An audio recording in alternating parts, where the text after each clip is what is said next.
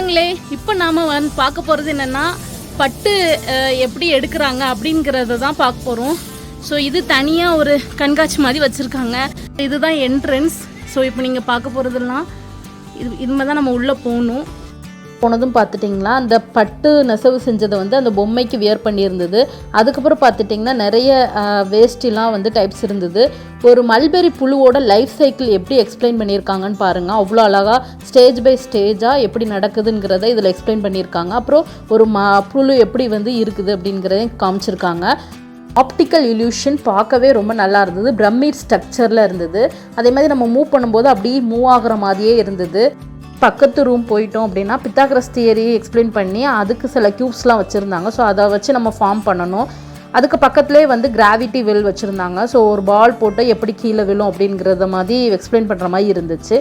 ஆப்போசிட்டில் பார்த்துட்டிங்கன்னா இந்த இன்ஃபினிட்டி வெல்னு சொல்லி இருந்தது. எப்படி இன்ஃபினிட்டி லெவலில் வந்து என்னென்னா வியூ ஆகுது அப்படிங்கிறத விவரிக்கும் இந்த இன்ஃபினிட்டி வெல் இருந்தது. ஸோ அதை எக்ஸ்பிளைன் பண்ணி அது கொடுத்துருக்காங்க. நம்ம அதை வந்து டீட்டெயில்டாக பார்த்துக்கலாம். பக்கத்தில் போய் பார்த்துட்டோம்னா இந்த ரூமில் ஒரு பிளேட் வச்சுருந்தாங்க. ஸோ உள்ளே போய் நின்னா நம்ம ஹெட்டு வந்து பிளேட்டில் இருக்கிற மாதிரி இருக்கும்னு ஹஸ்பண்ட் சொன்னாங்க. சரி ட்ரை பண்ணி பார்ப்போமேன்னு பார்த்தேன். ஸோ அப்படி தான் இருந்தது. பக்கத்து ரூமில் போய் பார்த்துட்டோம்னா நிறைய நெசவு தொழில் ரிலேட்டடாக இன்ஸ்ட்ருமெண்ட்ஸ் நிறைய வச்சுருந்தாங்க. ஸோ முன்னாடி எப்படிலாம் பட்டு சேலைகள் நெசவு செஞ்சாங்க அப்படிங்கிறத எக்ஸ்பிளைன் பண்ணுற விதமாக இதெல்லாம் இருந்தது. ஸோ இதை நீங்கள் டீட்டெயில்டாக பார்க்கணும். அதில் உள்ள ஒவ்வொரு இதையும் நீங்கள் டீட்டெயில்டாக படிக்கணும். ஸோ படித்து நீங்கள் தெரிஞ்சுக்கலாம். இன்ஸ்ட்ருமெண்ட்ஸ் பக்கத்துலேயே நிறைய டீட்டெயில்டாக நோட்ஸ் கொடுத்துருக்காங்க. இதுதான் 3rd பில்டிங். சில்ட்ரன்ஸ் நிறைய பேர் இதில் டைம் ஸ்பெண்ட் பண்ணாங்க. உள்ளங்களே இங்கே மொத்தம் 3 பில்டிங் வச்சுருக்காங்க. ஃபர்ஸ்ட் பில்டிங் பார்த்துட்டிங்கன்னா இந்த பட்டு புழுலேருந்து எப்படி வந்து அந்த நூலெல்லாம் ஸ்டேஜ் பை ஸ்டேஜாக வந்து ப்ராசஸ் பண்ணுறாங்க. ஸோ ஒவ்வொரு ப்ராசஸ்க்கும் ஒரு 2 to 3 days ஆகுது. ஸோ அப்படி ப்ராசஸ் பண்ணி தான் ஃபைனலாக வந்து என்னென்னா பட்டா வந்து தயாரிக்கிறாங்க. அதுலேயே வந்து என்னென்னா டிஃப்ரெண்ட் வெரைட்டிஸ் வச்சுருக்காங்க.